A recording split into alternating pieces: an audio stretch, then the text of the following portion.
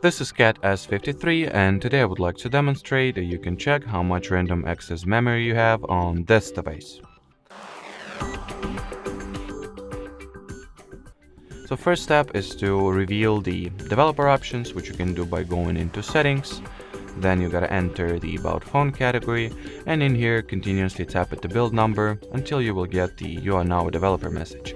Then get back to the main settings page, enter the system section, then go for the developer options, and over here at the very top you'll have the memory section, which allows you to see not only the total amount of random access memory you have, but also some useful information such as its performance level, the amount of RAM that is being used in average, and how much you have free, as well as break down the RAM usage by apps.